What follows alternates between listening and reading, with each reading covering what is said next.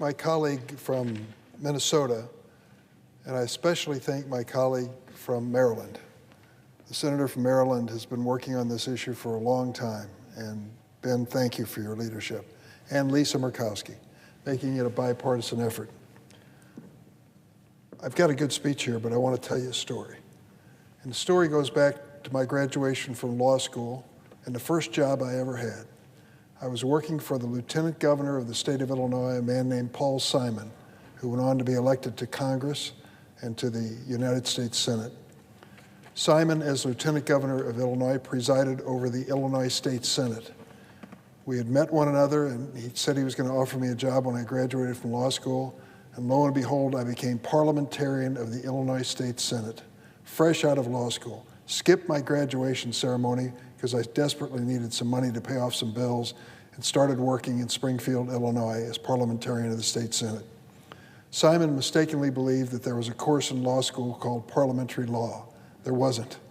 I had to learn it by just reading the rule book over and over again until it became familiar. But eventually I was pretty good at it. And I needed to be, because we had a big debate going on in Springfield, Illinois in the early 1970s about something called the Equal Rights Amendment. It was different than the debate in many state capitals because there was a real confrontation. There was no party identity behind or for the Equal Rights Amendment. Some Republicans supported it, many Democrats supported it, but there was opposition on both parties too.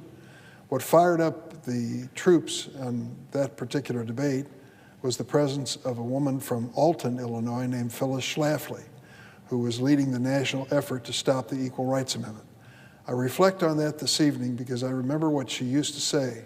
If you pass the Equal Rights Amendment, men and women are going to use the same bathrooms. And not only that, women are going to be forced to fight in combat in the military. They'll be drafted and they'll be off fighting in military. And I look back on those arguments now and say, is that it? Was that really the debate on the equality of women in America came down to those two issues? I thought of it the other day when I went into a school that I was visiting, and they had a same-gender restroom, take a single-member restroom, but either gender could use it. And I thought, Phyllis Schlafly's dream came true. We are sharing the same restrooms in some places. And when it comes to combat in the military, many women across the United States fought for that right to do so and have served our country honorably. But those were the arguments and the differences of the day which led the debate and led to Illinois not ratifying the Equal Rights Amendment in the 1970s. That didn't happen until very recently. We had a hearing on this, as you know, Mr. President, in the Senate Judiciary Committee, and I listened to the critics of the Equal Rights Amendment today. I didn't hear anything about same-sex restrooms and nothing about combat in the military, but one lady raised the prospect that if we passed the Equal Rights Amendment, it would ruin her daughter's field hockey team in high school, because there may be some transgender individuals wanting to play on her daughter's team. And I thought to myself, so now it's come down to that. It's no longer restrooms or combat pay. It's a question of field hockey for young ladies. Well, I know that's an important part of their lives, and she told us as much. But when I reflect on what the reality of this amendment does, it seems that those things pale in comparison. The language of it is so express and so clear that most people in the United States really would be surprised to know it's not already in the Constitution. No discrimination against people on the basis of sex. Most people assume that's the fact, but it's not. We have to do something about it.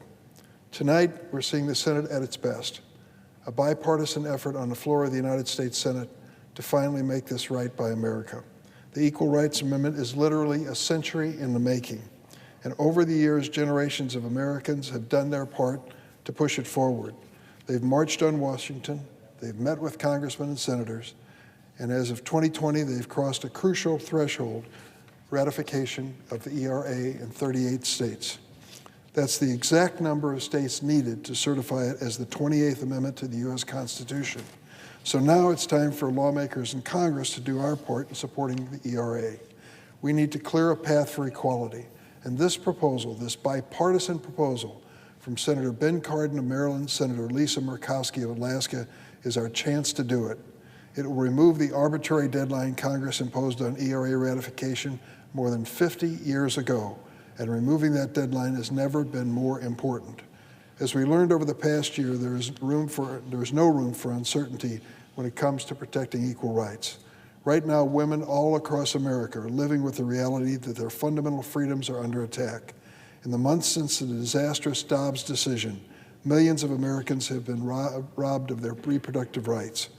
Activist judges and far-right politicians have replaced the will of the people and the expertise of medical professionals with their own radical beliefs. And women living in states like Texas, Oklahoma, and most recently Florida and North Dakota have fewer rights today than their parents and grandparents did decades ago. All of this chaos and confusion is jeopardizing the lives of women and upending our healthcare system. We had another hearing today. There was testimony in that hearing by a young lady from Texas who went through an awful ordeal at the end of a pregnancy which she wanted desperately. It was her first child. It would have been her first daughter. Willow was the name that she'd given her.